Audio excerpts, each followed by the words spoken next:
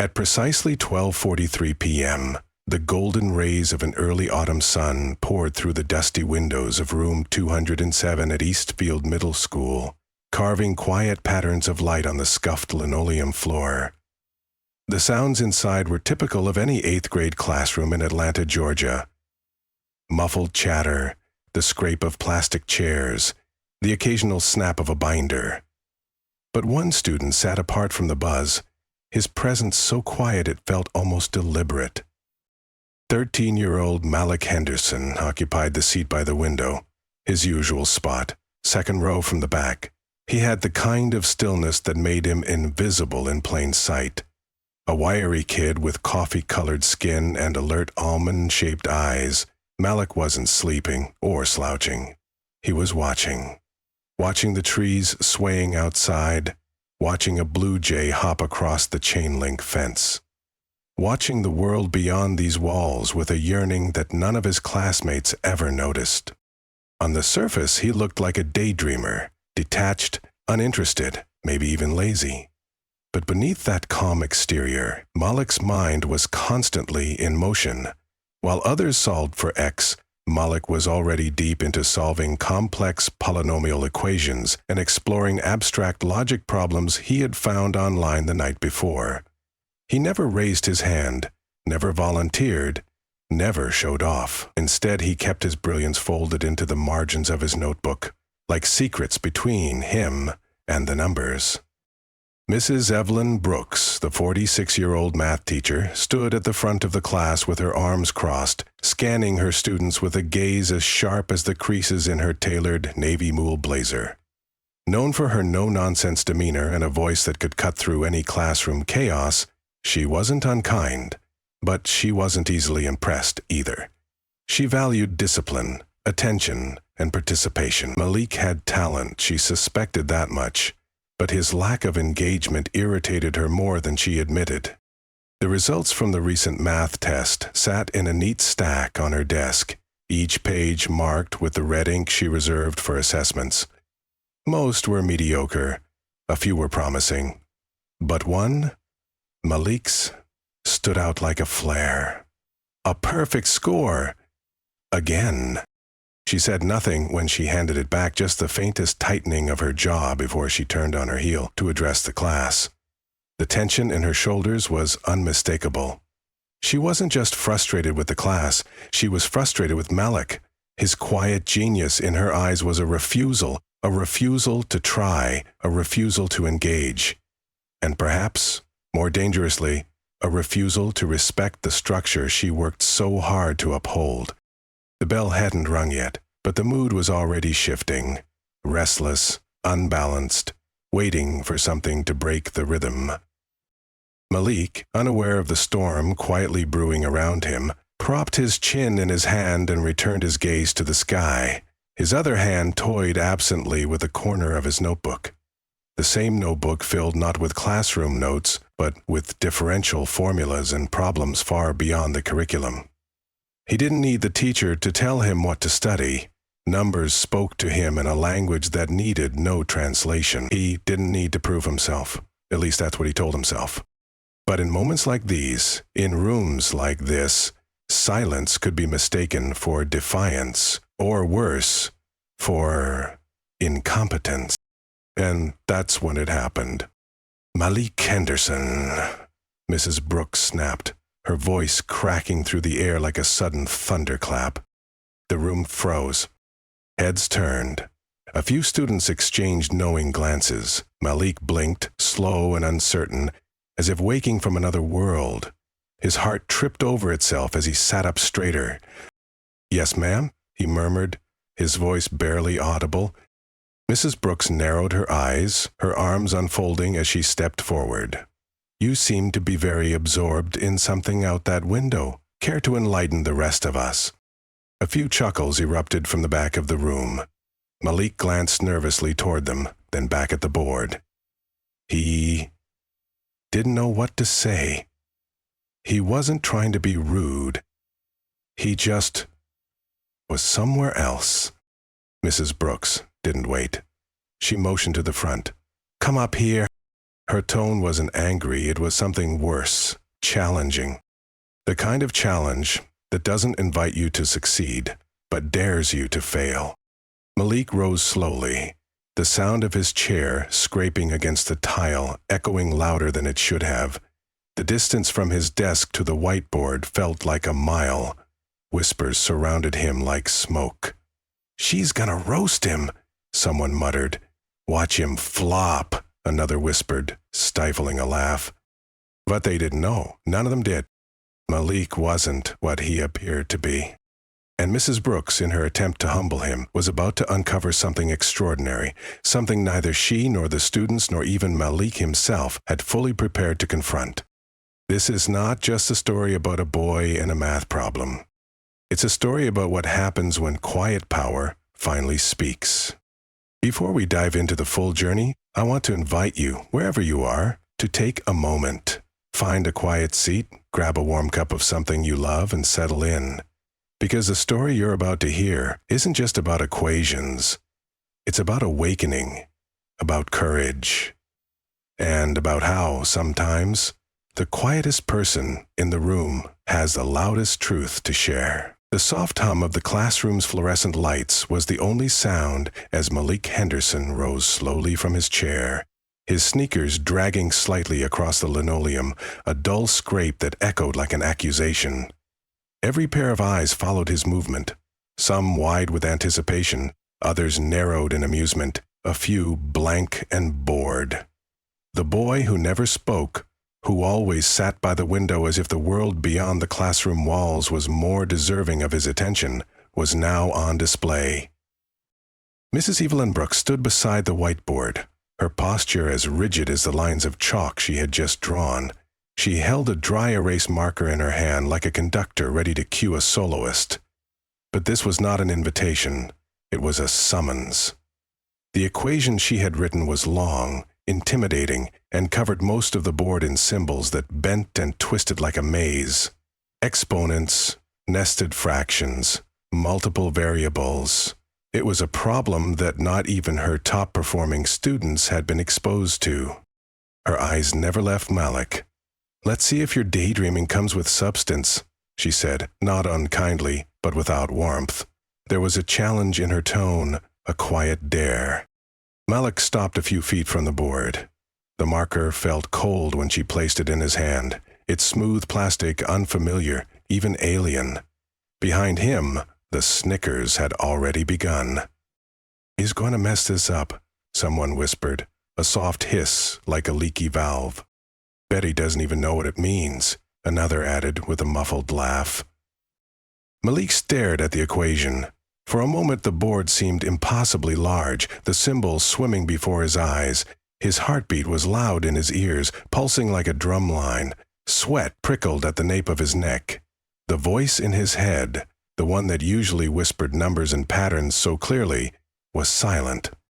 But then, a memory surfaced.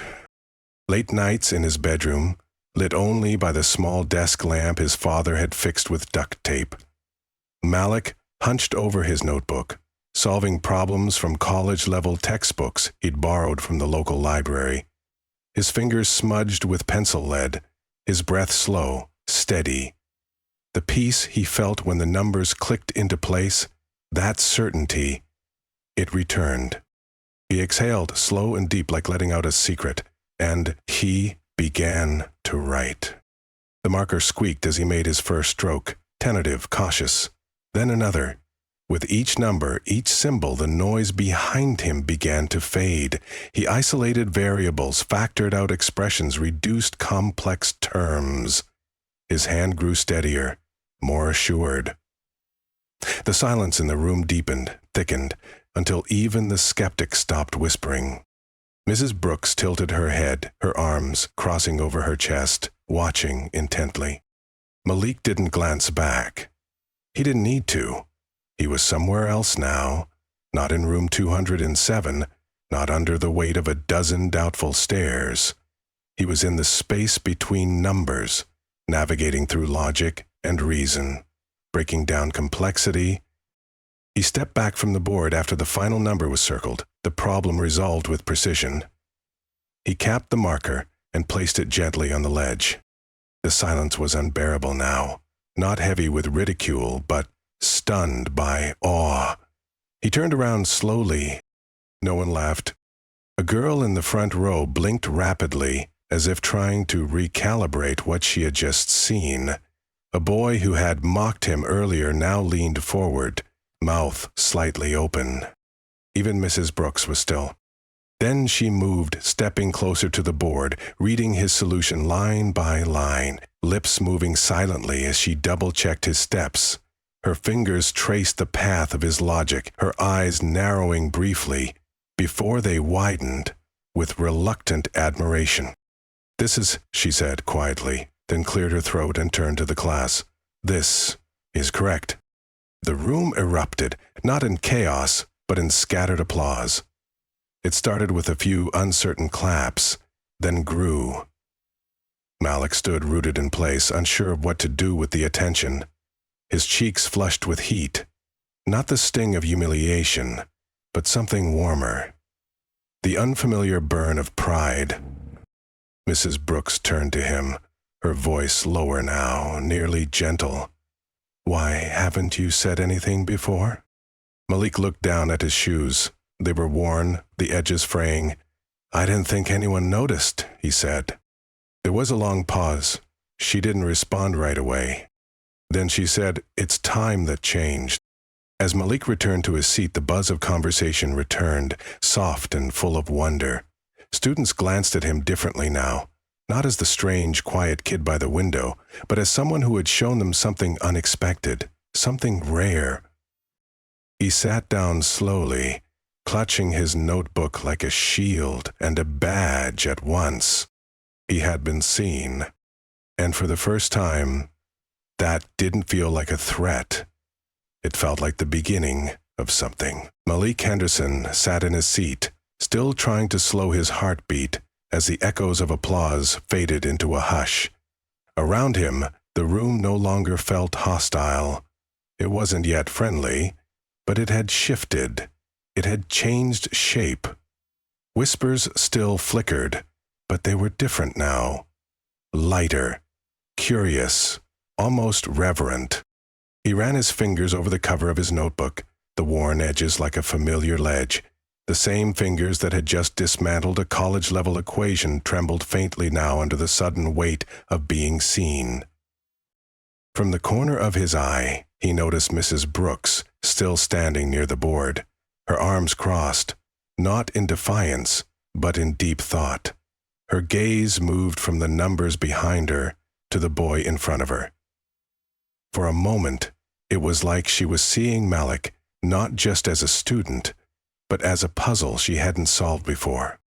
"Class," she said, raising her voice gently, "what you just saw wasn't luck. That was clarity, that was mastery." She paused, letting the silence settle like fresh snow. Malik didn't just get the right answer. He understood the question better than most people ever will. It was a rare thing to hear respect in her voice. And Malik, who had built his quiet like armor, now felt it shift. A crack in the shell, a breath inside it. The bell rang shortly after, not one of those dramatic school bell crashes you hear in movies, just a soft chime that barely cut through the tension. As students began to gather their things, Malik kept his eyes low, hoping to disappear again, to let the moment fade. But that wasn't going to happen. "Yo, Malik," a voice called from behind him. Corey Miller, one of the loudest kids in the grade, the kind who always had a joke, often at someone else's expense. Malik tensed, but when he turned around, Corey wasn't smirking. He was grinning, sure. But it wasn't cruel. It was genuine. "That was sick, man. For real," Corey said, then offered a quick fist bump. Malik blinked, hesitated. Then, slowly, he returned it. More voices followed. A girl he didn't know asked, "How did you even know where to start?" Another boy said, "Do you, take classes online or something?" Malik just shrugged. I just like math." The simplicity of the answer felt clumsy on his tongue, but It was the truth. A few more students filed past, clapping him on the back, tossing out casual praise that felt heavier than it sounded. Malik didn't say much. He didn't have to. The way they looked at him now said everything. Then came the voice that pulled him back to earth. "Malik!" Mrs. Brooks called, just as he was sliding his notebook into his backpack. He turned, quiet again. "Can you stay for a moment?" The classroom cleared out slowly, students whispering, looking back like something extraordinary had just happened, and they didn't want to miss a single frame of it. When the last student left, Mrs. Brooks didn't speak right away. She walked to her desk, placed both hands on it, and stared at the grain of the wood, like it held an answer she hadn't known to ask. Then she looked at him. "I owe you an apology." The words dropped like a stone into a still lake. Malik's eyes widened. "What?" "I misjudged you," she said, voice steady but softer than it had ever been. "I thought your silence meant you didn't care, that you weren't trying. I was wrong." Malik looked down, unsure what to do with her honesty. It felt strange, foreign.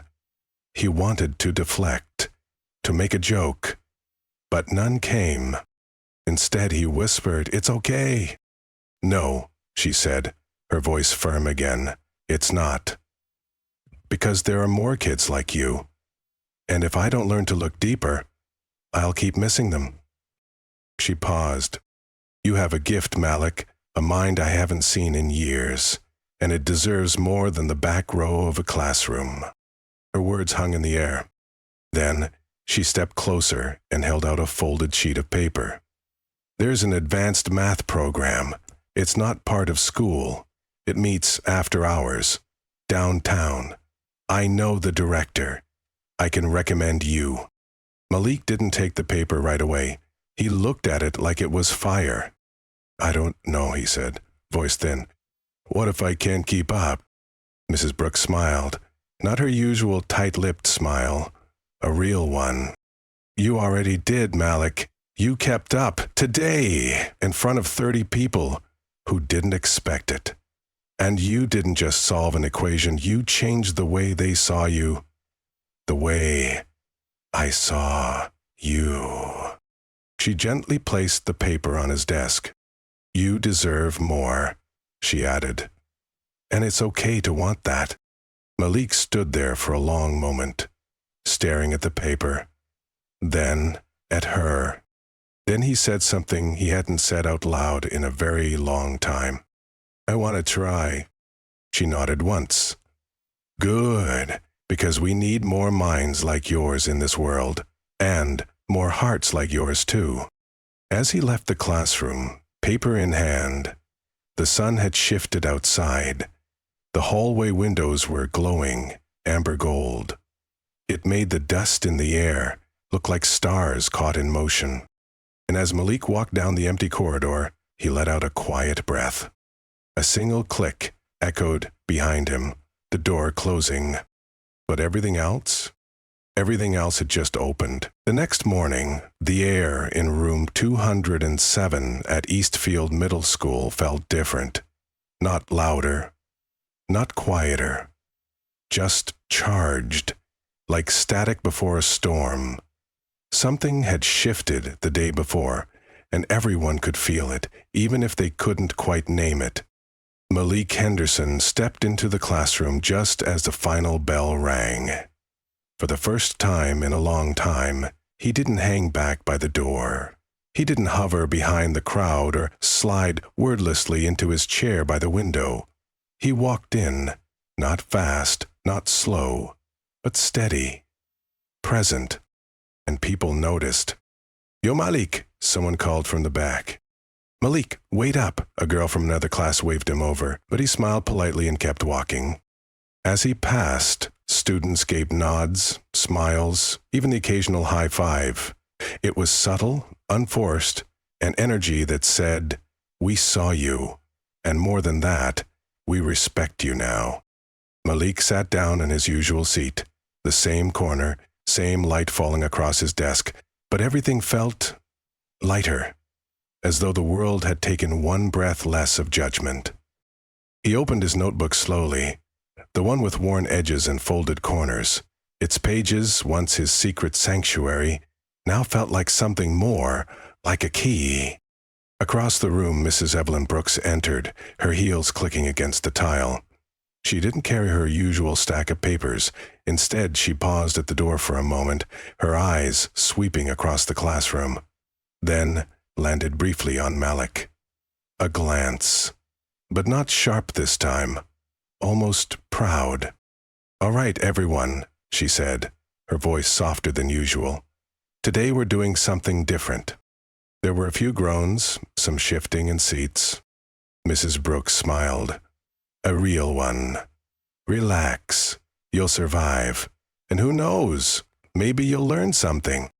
She picked up a marker, uncapped it with a twist, and then in big letters wrote across the board, "What makes you powerful?" The class went quiet. She turned around. "I don't mean muscles or money. I mean the kind of power no one sees at first. The kind that sits quietly until it's ready." Her words felt like a pebble dropped into water, sending ripples right to Malik's desk. "Think about it," she added, "and write about it." Malik's fingers hovered over his pencil. The question was simple, but inside him a sea stirred. Slowly, he began to write. His handwriting wasn't neat, but it was alive. He wrote about how numbers made sense when nothing else did, about how he used to hide in silence because it was easier than being misunderstood, about how standing at the whiteboard had felt like standing on the edge of a cliff, but somehow he had leapt and landed. Halfway through, his pencil paused. He looked out the window. Same tree, same sky. But now, instead of imagining being somewhere else, he felt grounded, like this. This was the place he needed to be. A voice beside him broke his focus. "Hey, can I sit here?" It was Jonah Park, another quiet kid, not mean, just invisible. Like Malik had been. Malik nodded, then gestured to the empty chair. Jonah sat down, fiddling with the edge of his sleeve. "Yesterday was crazy," he said. Malik glanced at him, unsure what to say, then, quietly, "Yeah, it was." Jonah looked away, then back again. "You made it look easy." Malik smiled. "It wasn't." Then, without even realizing he was doing it, Malik flipped to the margin of his notebook and started sketching out a new equation. Something complex, something beautiful. Jonah leaned in, eyes wide. "What's that?" "I'm not sure yet," Malik said. "Want to figure it out with me?" Jonah nodded. They bent their heads together over the page. Across the room, Mrs. Brooks saw them and said nothing, but she didn't need to. Because sometimes, the biggest moment isn't the applause. Sometimes, it's two kids with their heads together, discovering something new, and knowing they no longer have to do it alone. And then came the image, strong, lasting, perfect. As the class continued to write, Malik stood up quietly, walked to the board when no one was watching, and beneath the question, "What makes you powerful?" he wrote 3 words in small, steady letters. "Being truly seen." Then he stepped back, sat down, and kept writing. The following week arrived like a slow sunrise, quiet at first, but full of promise.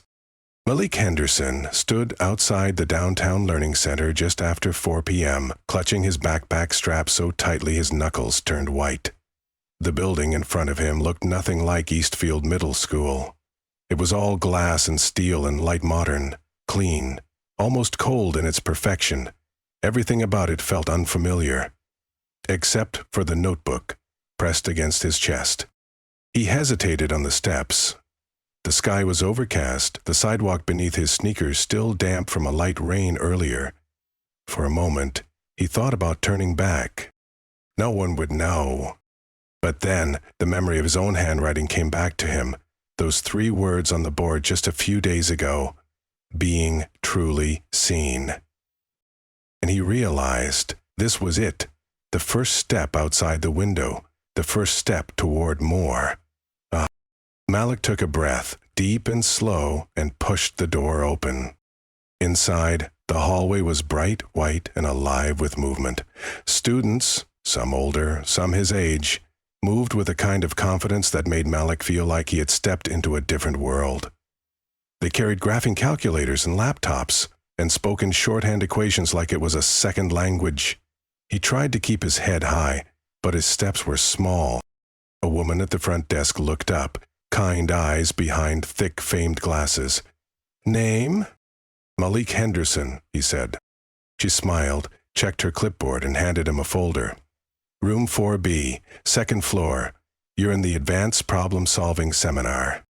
The words sounded like music and pressure, all at once. He climbed the stairs slowly, his heart pounding louder with every step. When he reached the room, the door was already open. Inside, rows of desks were arranged in a semicircle, facing a large whiteboard filled with equations half solved. A tall man with salt and pepper hair and a warm, worn cardigan stood at the front, scribbling something complicated in neat strokes. Malik slipped in quietly, choosing a seat in the back corner. Just as he opened his notebook, the instructor turned. "Welcome, everyone," the man said, his voice deep and calm. "I'm Professor Gaines. This is not a class where you'll be told what to do. It's a place where you learn to figure out what no one else knows." The air felt electric. Then he smiled. "Let's begin with a puzzle." He wrote something on the board. An impossibly tangled equation, and asked, "What's the first thing you see?" Students called out ideas, strategies, guesses. Malik listened, absorbed it all. His fingers began to move across his notebook, trying out approaches, eliminating errors, building a path. And then he saw it. A pattern, a crack in the complexity, a way through. His hand shot up before he could think. Professor Gaines turned, eyebrows raised. "Yes?" Malik swallowed. "The third coefficient. It's redundant. If you remove it and factor again, everything aligns." The room fell silent. The professor blinked. Then he stepped forward, checked the board, and let out a low whistle. "You're absolutely right. That's sharp thinking." A few heads turned toward Malik, eyes widening. He didn't shrink back. He didn't hide. He just nodded. After class, Professor Gaines approached him. "Malik, that was impressive. How long have you been working on problems like this?" Malik shrugged, then offered a small smile. "Since I could remember, I guess. It's how I think." The professor smiled back. "Then this might be the first room where that makes you the most understood person here." Malik left the room feeling taller. Outside, the sky had cleared. The wet pavement glistened under the streetlights, reflecting the night like a mirror. He stepped into it, no longer just a boy by the window, but someone walking forward, step by step, into the light. That evening, at the kitchen table, he laid the folder out in front of his parents. His mother covered her mouth as she read the program description, tears welling in her eyes. His father nodded slowly, eyes proud. "Son, I told you, this is just the beginning." Malik looked down at the schedule. Next week, they'd be covering nonlinear systems. The week after, abstract mathematical proofs. It was intimidating, unfamiliar, but it was his. He looked up at his parents and said, "I want to do this, all of it." His mother reached across the table and squeezed his hand. "Then we're with you, every step." Later that night, Malik returned to his room. He sat at his desk, flipped open to a clean page in his notebook, and stared for a long time.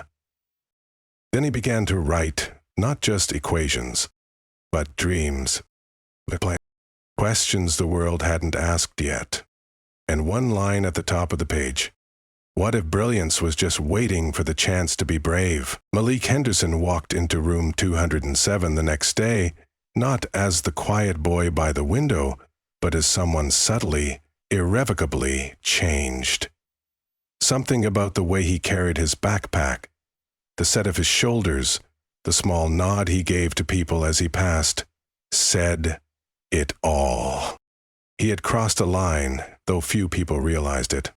It wasn't fame, it wasn't glory, it was something deeper, recognition. And Malik had felt it, not just at the math center with Professor Gaines, but in his own body, in his own breath. It was the realization that he didn't have to apologize for how his mind worked. The room looked the same, fluorescent lights buzzing overhead, pencil scratches echoing off plastic desks, but it felt different to him. The desk by the window was still his, the tree outside still waved in the breeze, but he no longer looked at it like a place he wanted to escape to. Instead, he looked at the board. He wanted to be here now. Students greeted him with familiarity, a fist bump, a "What's up, Malik?" a casual, "Can you help me later?" None of it was forced. It was as if a hidden part of the world had cracked open and let him in. And not because he changed who he was, but because he finally showed who he had always been. Mrs. Brooks entered and gave him a small nod. No words, just a knowing glance. The day's lesson came and went. Malik contributed twice, once with a quiet answer that unlocked a discussion, and once with a question so precise that it made even Mrs. Brooks pause and smile. But the most important moment came after class. She approached him as the room emptied, her voice just above a whisper. "You've shifted the room," she said. "Not just the class, me too." Malik looked up. "I didn't think I could." "You didn't have to," she replied. "You just had to be." He smiled. "I'm still figuring that part out." "That's the best place to be," she said. Then she stepped aside, letting him pass. Later that week, Mrs. Brooks posted an optional after-school study hour on the classroom board. Not mandatory, no grades, just space for students who wanted to dive deeper. To her surprise, a handful signed up. To her greater surprise, some of them asked, "Will Malik be there?" He was. Every Thursday after school, Malik sat at the front table, not as the teacher, not as the leader, but as a guide, a peer. The boy who once buried brilliance in notebook margins now passed those same pages around, inviting others into his way of seeing. One day, Jonah sat beside him, hunched over a geometry problem. "I don't get it," Jonah muttered, frustration lacing his voice. Malik leaned over, scanned the numbers, and then, with a soft smile, flipped Jonah's paper upside down. "Try looking at it this way," he said. Jonah stared, and then his eyes widened. "Oh, now I see it." Malik grinned. "Yeah, sometimes the answer's right there. You just need a different angle." At that moment, something simple yet powerful happened. Jonah turned to Malik, his voice low and certain. "Thanks for not keeping it to yourself." Malik paused, then replied, "No one should have to figure everything out alone." The study sessions grew. More students came. And slowly room 207 changed, not because the desks moved or the lights changed, but because people did. They started asking more questions, listening harder, sitting closer together. One afternoon, Mrs. Brooks stood by the doorway, watching. But she didn't interrupt. She just watched. Malik at the center scribbled something on the board, a problem with no easy solution. Then he turned and said, "What do you all think?" Not, "Here's the answer." Not, "I'm the smartest." But what do you think? And the hands went up. That night, as Malik walked home, dusk settled gently over the streets. The sky was a bruised lavender, and the wind was cool against his skin. He took the long way back, past the park, down the hill, through the rows of trees, whose leaves were starting to shift into gold. He pulled out his notebook and scribbled as he walked. Not math this time, just words. To belong is not to be the same. It's to be safe enough to be different. He stopped walking, stood under a lamppost, and looked at what he'd written. Then he flipped to a clean page and started again. The days turned quietly into weeks. And though the rhythm of school stayed familiar, the bells, the assignments, the chatter in the hallways, something in room 207 kept evolving. It wasn't loud. It didn't demand attention, but like slow ink soaking into parchment, the change was permanent, seeping into everything. Malik Henderson sat at his usual desk by the window, only now it was no longer a place of retreat. It had become a point of origin, a launching pad, the very corner where a once invisible boy began to leave behind fingerprints of brilliance. On one particular Thursday afternoon, the sky outside turned a pale orange, washing the room in gold as the sun began its descent. Malik remained behind after the last bell, his notebook open, the pages filled with numbers and notes, but also quotes, ideas, even sketches, an entire ecosystem of thought. Mrs. Brooks entered a few minutes later, carrying a box of dusty textbooks. She stopped when she saw him still there. "You know," she said, setting the box down, "when I started teaching, I thought I was supposed to mold students, shape them. But I've learned that the best ones don't want to be molded. They want to be revealed." Malik smiled without looking up. "Maybe we're all just waiting for someone to turn on the light." She chuckled softly, walked over, and placed a single book in front of him. It was old, the cover cracked, the edges worn, a collection of math problems and proofs from across centuries. The kind of book no one touched anymore. "Found this in storage," she said. "Thought it might suit you better than the shelves." He picked it up, hands reverent. The spine creaked as he opened it. "Thanks," he said. "You're already writing your own version of it anyway," she replied, then gestured to his notebook, half covered in scribbles and tiny epiphanies. Malik looked at it, then back at her. "You think anyone else will ever read this?" She paused. "I think," she said, "that someone already is."